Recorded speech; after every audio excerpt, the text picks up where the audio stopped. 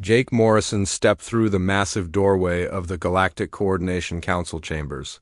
The room stretched higher than most Earth buildings, with curved walls that seemed to bend toward infinity. Dozens of different alien species sat in their designated sections, each area designed for their specific needs. The Vrex required high platforms to accommodate their towering insectoid frames, while the aquatic depth dwellers had special water-filled pods that allowed them to participate from their liquid environment. Jake took his place in the human section, a modest area with simple chairs that seemed almost primitive compared to the elaborate seating arrangements around him. He had served as humanity's ambassador for 3 years now, and the sight of this grand chamber still impressed him. Today felt different, though. The emergency summons had come without warning, and the tone of the message suggested something significant was about to happen. The lights dimmed as Chancellor Vorthok, the current Vrex leader of the Council, rose from his platform. His forearms spread wide in a gesture that commanded attention from every being in the room. His compound eyes, each the size of a human head, scanned the assembly with an intensity that made even the most confident delegates shift in their seats. "Fellow beings of the galaxy," Chancellor Vorthok began, his voice carried by translators that made his chittering sounds understandable to all present. "We gather today to address a matter of utmost importance to our collective security and prosperity." Jake leaned forward slightly. In his experience, when the Council spoke of collective security, it usually meant they wanted something that individual species might not be willing to give freely. "For too long," the Chancellor continued, "we have allowed chaos to reign in our outer territories. Young civilizations, driven by primitive instincts and limited understanding, continue to create conflicts that threaten the stability we have worked so hard to achieve."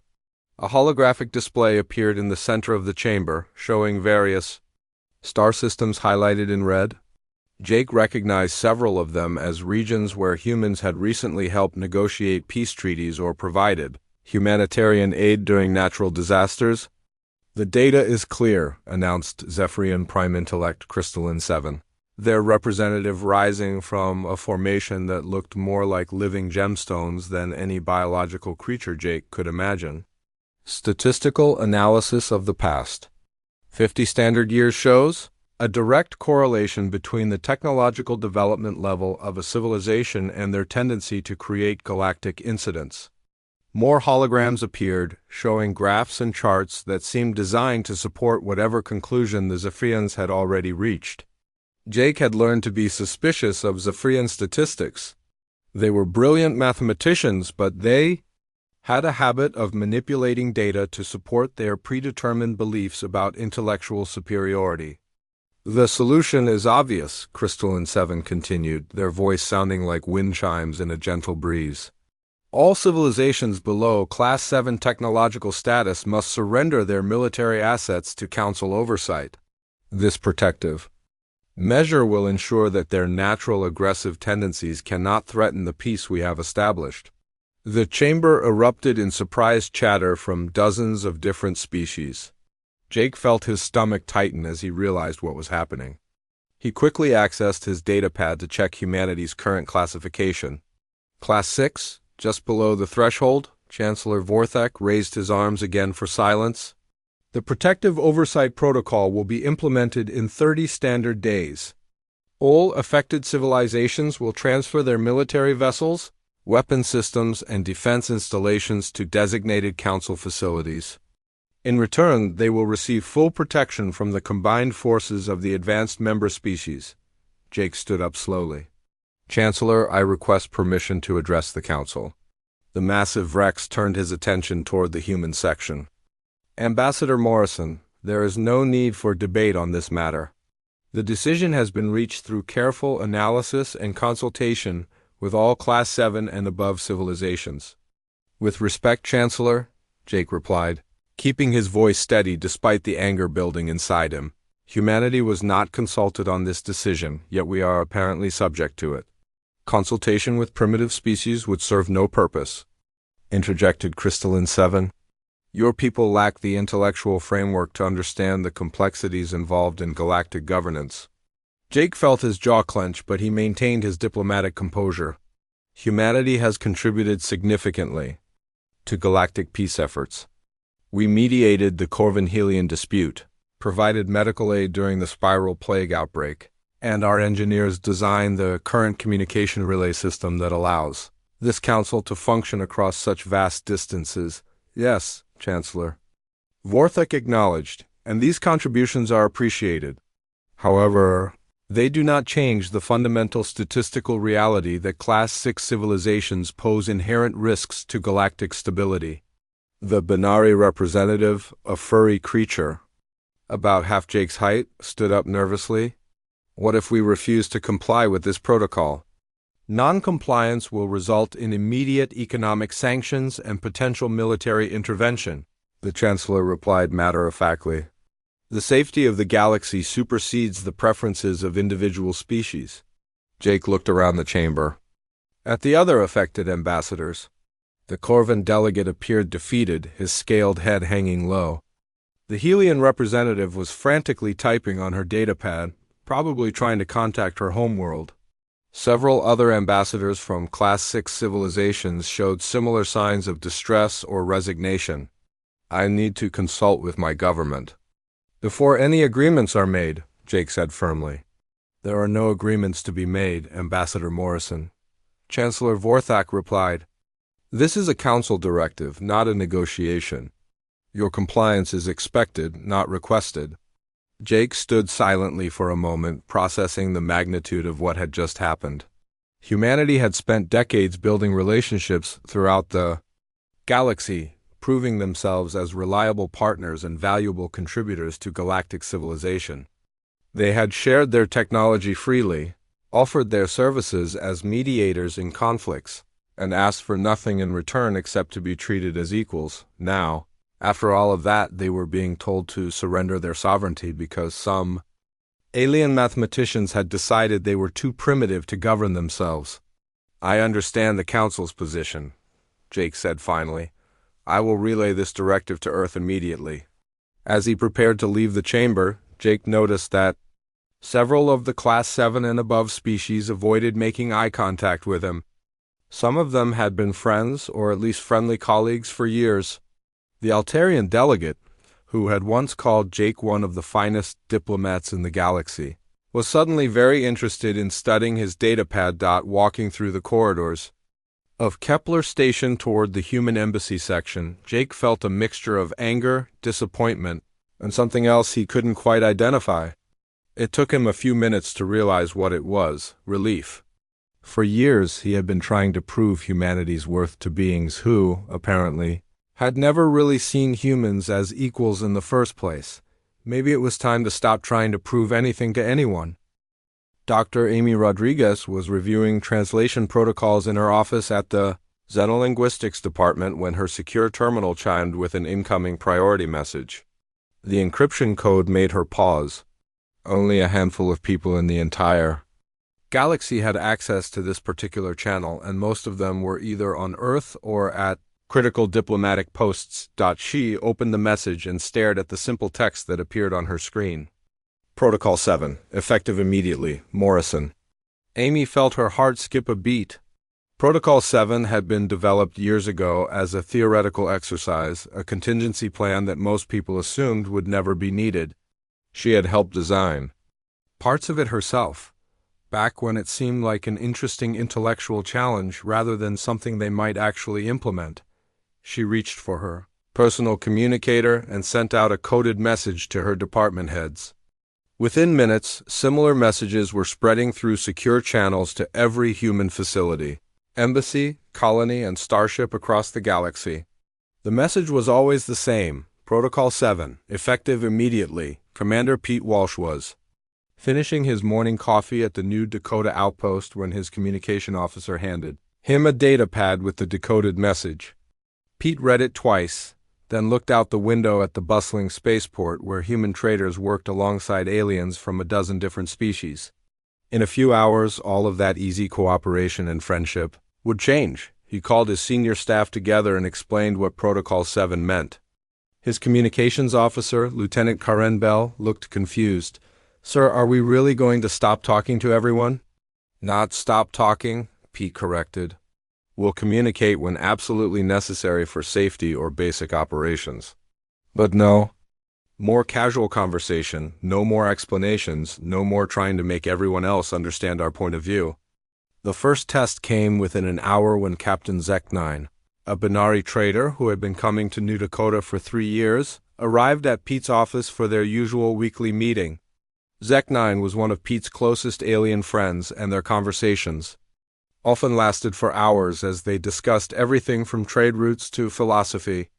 "Pete, my friend," Zek-9 said as he entered the office, his furry face showing the warm expression that served as a Binari smile.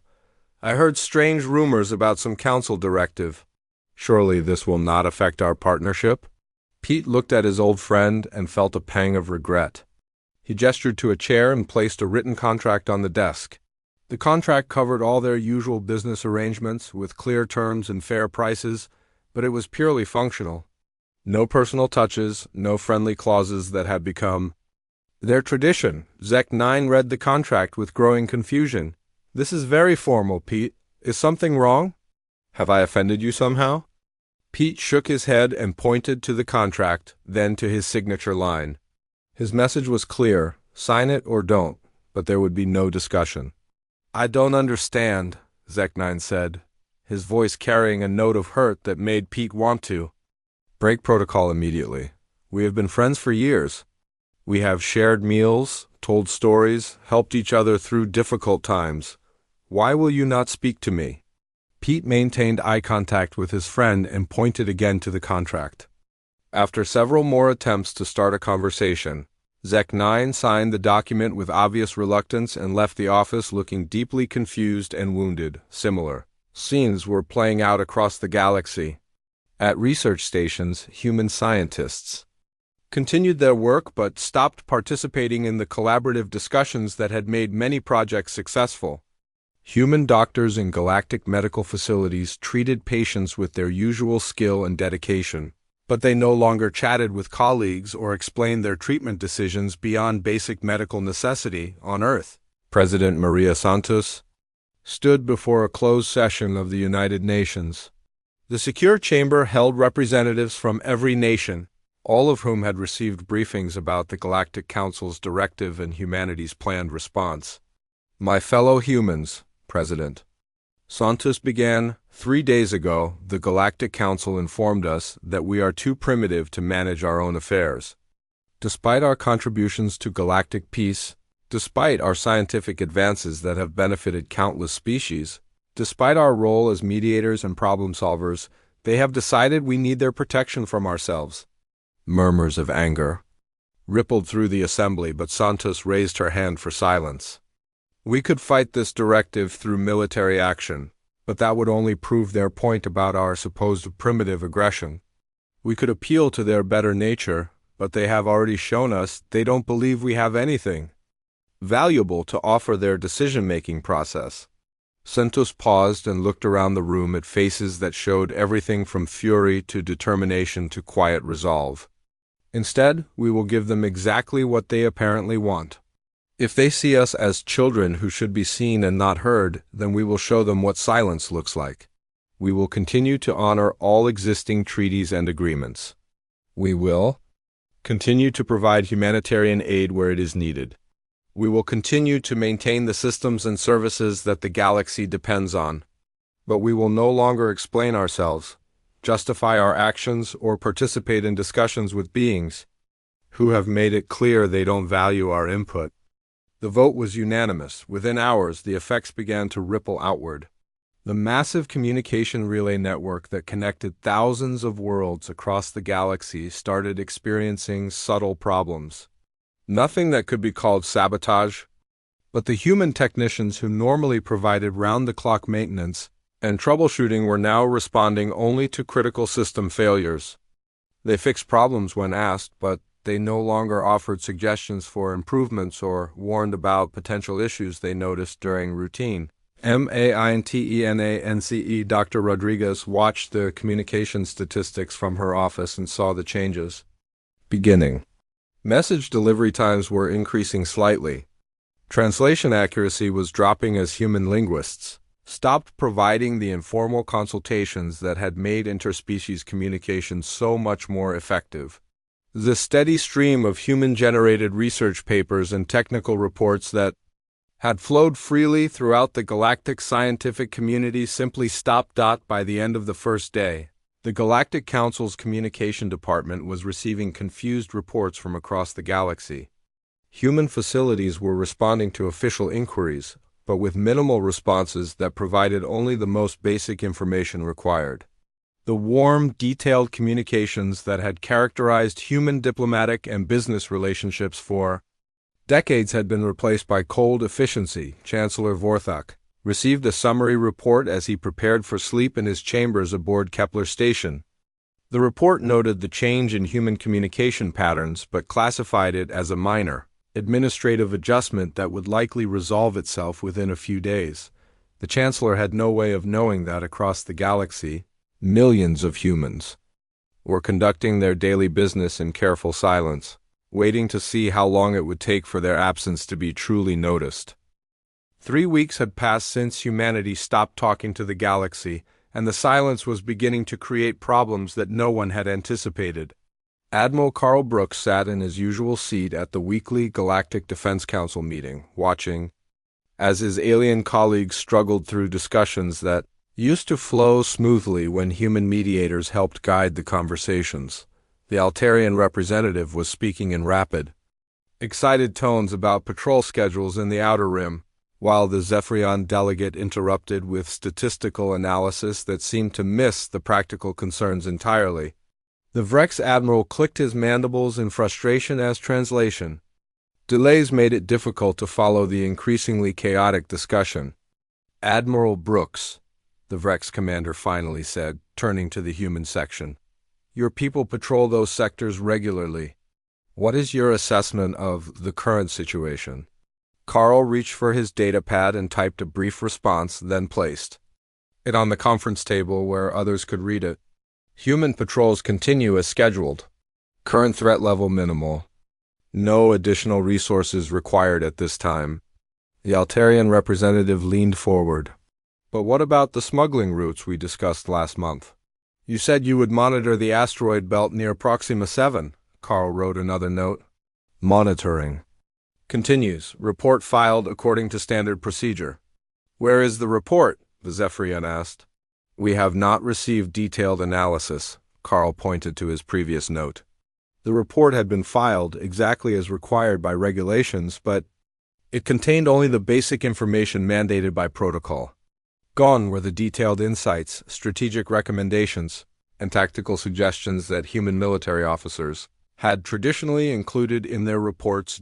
After an hour of increasingly frustrated discussions, the meeting ended with fewer decisions made than usual and more questions left unanswered than anyone could remember in recent years. Meanwhile, at the Corvin-Helian border, the fragile peace that human diplomats had carefully maintained for 2 years was falling apart. Commander Rita Hayes watched from her border patrol ship as Corvan mining vessels crossed into Helian territory. While Helian defense ships responded with increasingly aggressive postures, both sides had grown accustomed to having human mediators available to clarify intentions, suggest compromises, and help translate not just languages, but cultural expectations. Now, when conflicts arose, there was no one to bridge the gap between the reptilian Corvan emphasis on territorial honor and the crystalline Helian focus on resource efficiency. Rita received urgent communications from both sides, demanding that she intervene in disputes that were escalating toward actual violence. She responded with standard border patrol reports, documenting violations and recommended actions according to established protocols, but she offered no personal insights or creative solutions that might diffuse the tensions. By the end of the week, the first shots had been fired between Corvin and Helian ships, and what had been a manageable territorial dispute was becoming a shooting war. Dr. Janet Liu sat in her office at the Galactic Economic Monitoring Center, watching market data scroll across multiple screens. Trade relationships that had been stable for years were beginning to show stress fractures as the personal connections that made interspecies commerce work smoothly disappeared. The Binary Merchant Council had sent 3 separate requests for consultation about new trade agreements with the Depth Dwellers, but Janet's responses were limited to basic economic data without the cultural context and relationship advice that had made such negotiations successful in the past. The Binary were masters of personal connection in business, while the Depth Dwellers preferred abstract contractual frameworks, and human intermediaries had always helped bridge that gap. Without human facilitation, the negotiations were stalling. As both sides became frustrated with what they perceived as the other's unreasonable approach to business, similar problems were emerging throughout the galactic economy. Shipping schedules that had been optimized through human coordination were returning to less efficient patterns. The informal information networks that human traders had maintained were dissolving, leaving many species without the early warnings about market changes that they had grown to depend on Kepler Station. Chancellor Vorthok was receiving reports about these various problems, but he had not yet connected them to humanity's silence. The Zephyrian Analysis Division was working overtime to decode what they assumed was some sort of primitive human communication protocol that they were failing to understand. Crystalline 7 had personally supervised the interception and analysis of thousands of human transmissions, expecting to find hidden messages or secret coordination signals. Instead, they found exactly what the messages appeared to be: routine maintenance reports, supply requisitions, duty rosters, and technical documentation. There must be a deeper layer, Crystalline 7 insisted to their research team. Primitive species often use simple codes to hide more complex meanings, but after weeks of analysis, the Zephyrian computers could find no hidden patterns, no secret meanings, no coded instructions for coordinated action. The human communications were simply what they appeared to be: efficient, professional, and completely ordinary. This conclusion was so contrary to Zephyrian expectations that they began to question their own analytical methods rather than accept that humans might actually be operating without any complex conspiracy or hidden agenda. Ambassador Jake Morrison was summoned to Chancellor Vorthok's private office after the border conflicts began escalating. The Chancellor's compound eyes focused on Jake with an intensity that had intimidated countless diplomats over the years. Ambassador Morrison, the Chancellor began, there have been several unfortunate incidents throughout the galaxy in recent weeks. The Corvin-Helion situation particularly concerns us.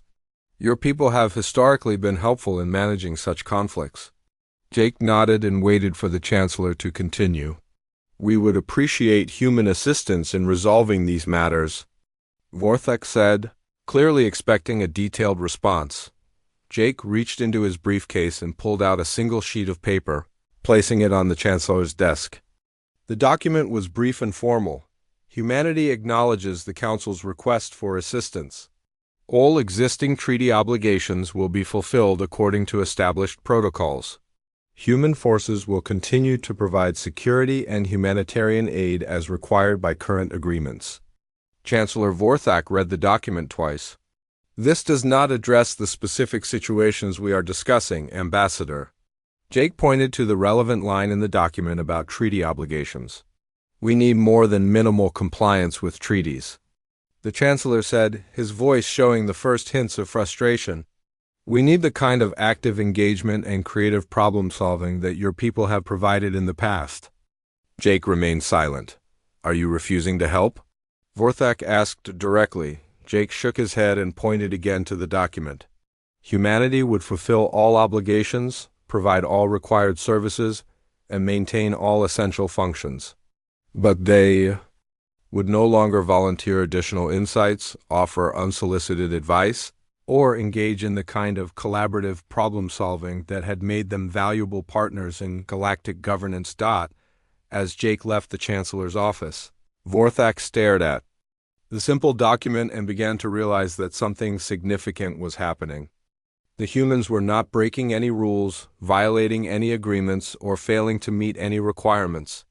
They were simply doing exactly what was asked of them, nothing more and nothing less. For the first time since the Protective Oversight Protocol had been announced, Chancellor Vorthak wondered if they had made a mistake.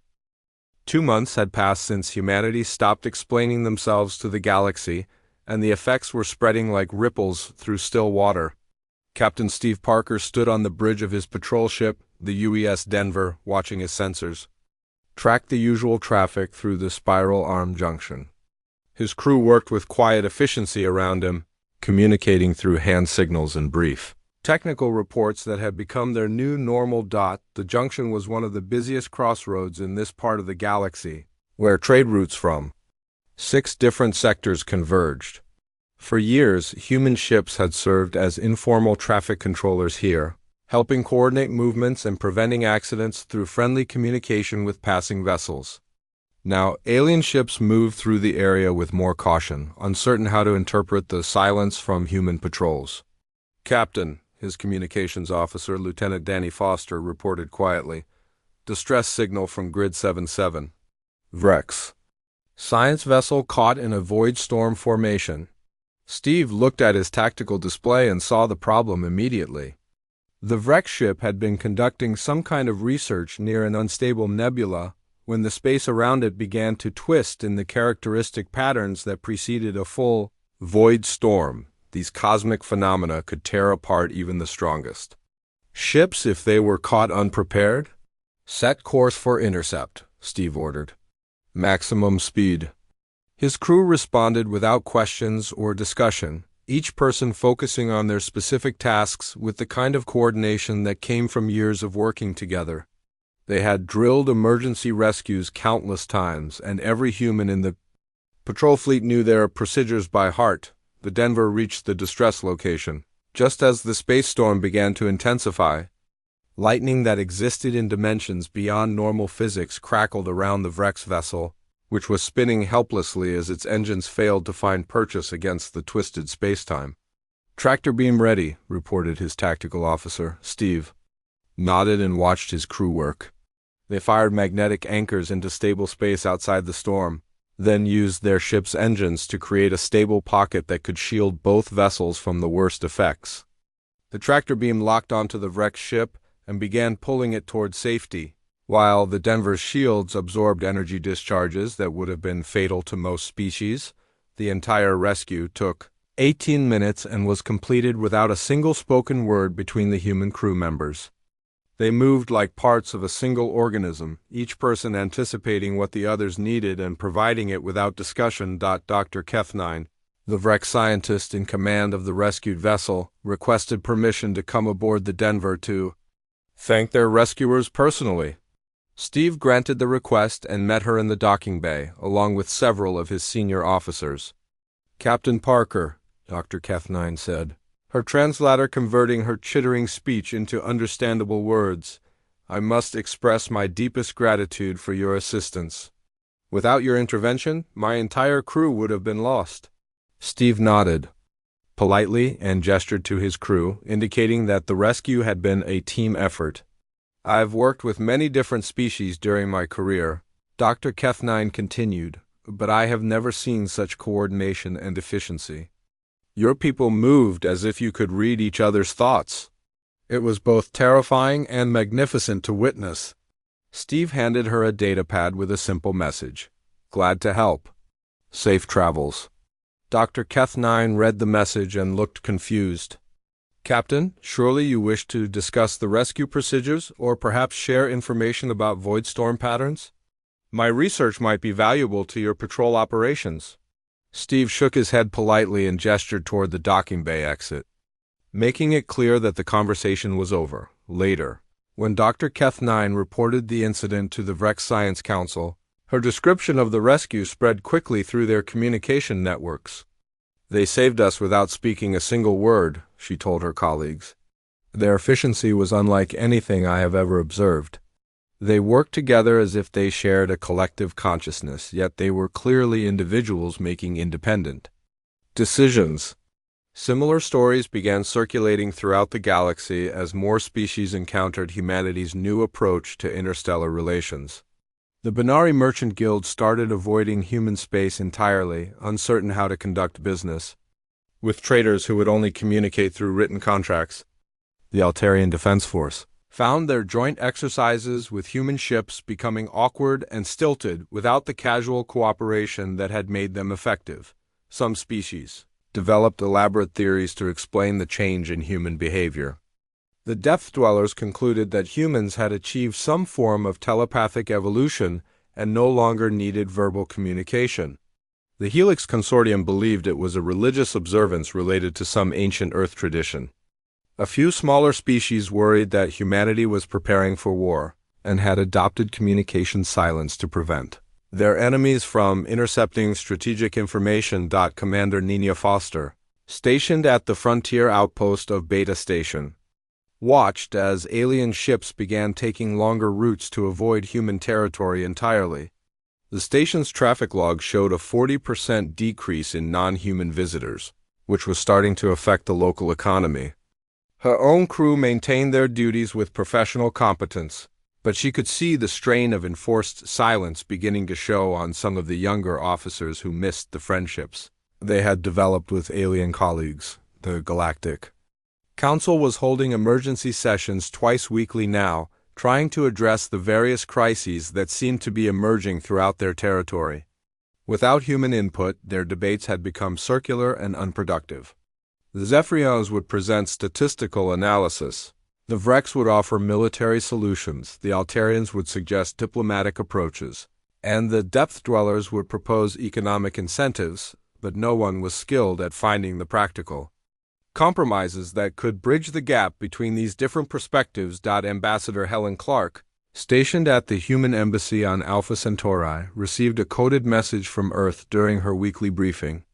The message was brief: maintain protocol. They are beginning to understand.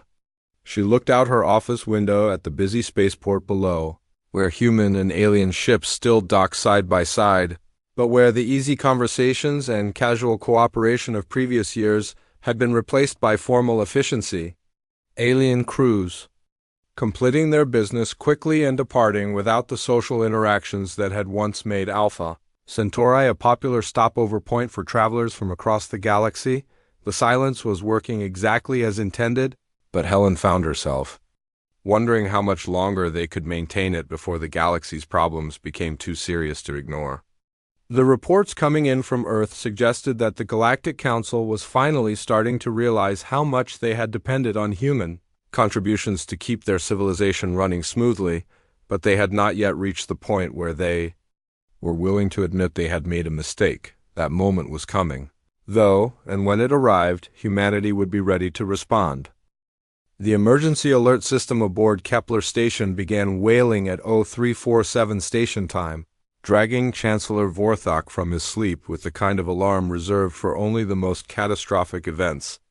He rushed to the command center where dozens of his staff were staring at sensor displays that showed something no one had seen in over 50 years.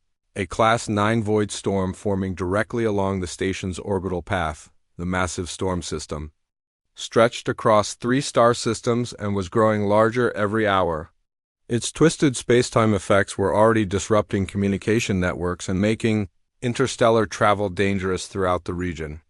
Worse, the storm's projected path would take it directly through the core worlds where billions of beings lived and worked. Dr. Nexus Prime, the Zephyrian head of astrophysics, was frantically running calculations on multiple display screens.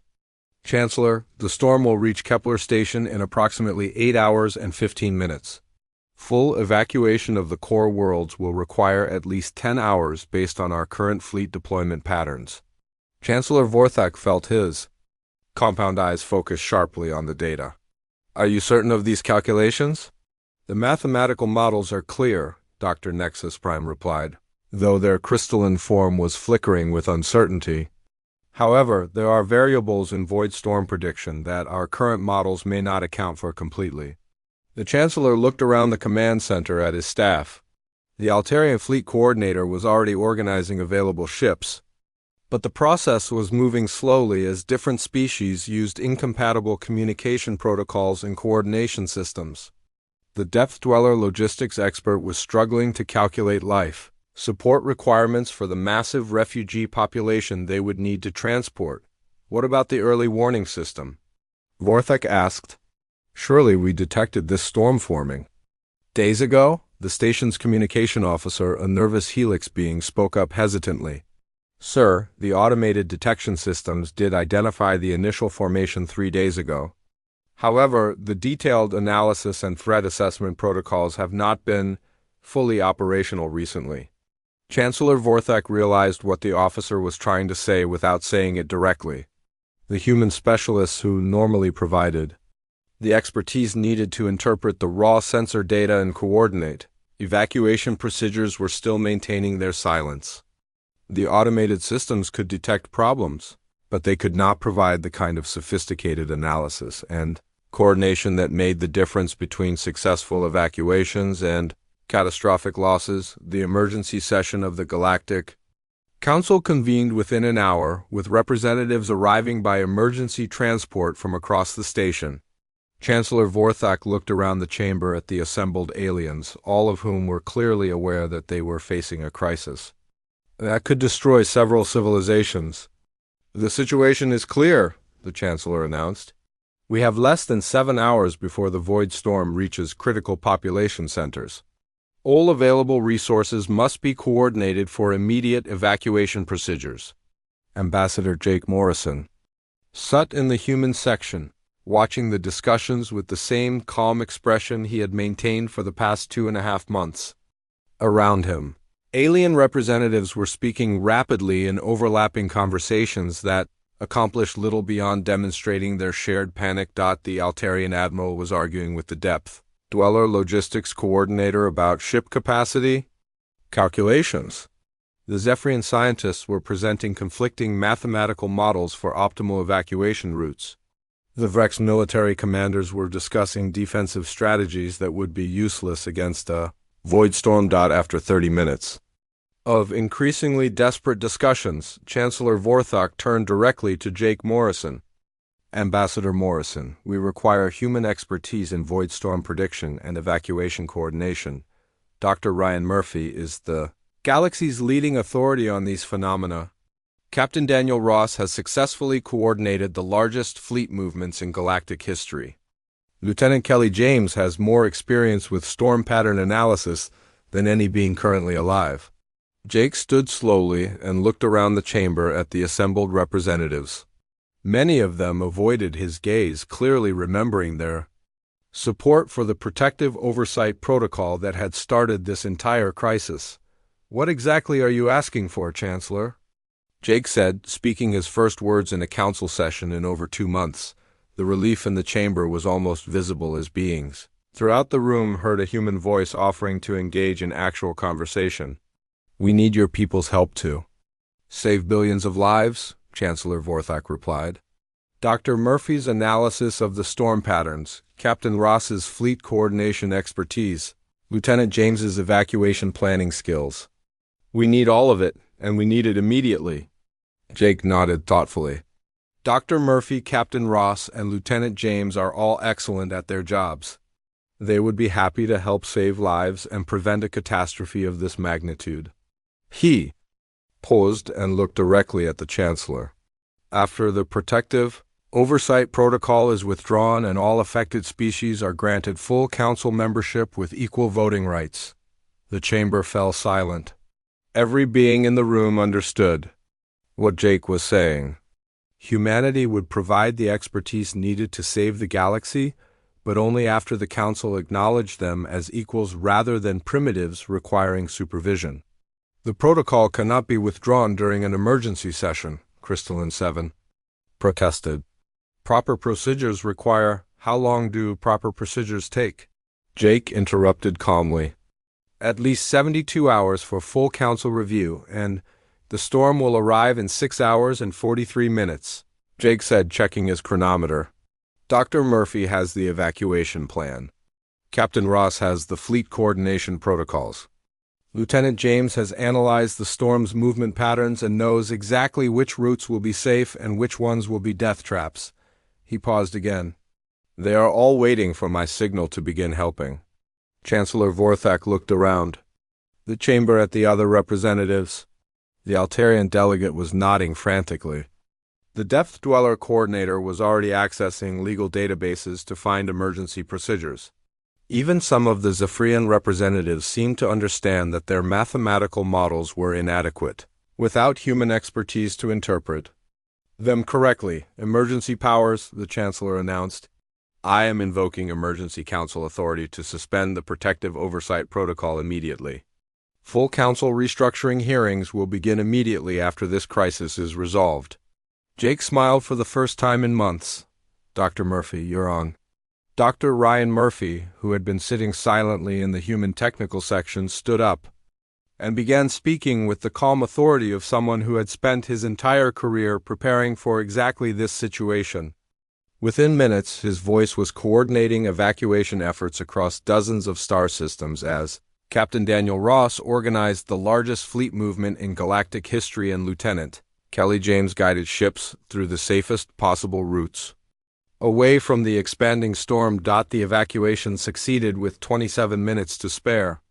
As the void storm raged harmlessly through empty space, the Galactic Council formally voted to restructure their government to grant full membership and voting rights to all species, regardless of their technological classification. In his first official statement after normal communications resumed, Ambassador Jake Morrison addressed the assembled galaxy. We learned something important during these past months. Silence is not the absence of strength.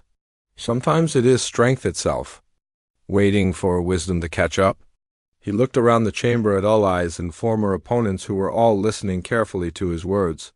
Humanity never stopped working, never stopped helping, and never stopped caring about the welfare of all galactic civilizations. We simply stopped explaining ourselves to those who had decided they didn't need to listen. The galaxy had learned to listen.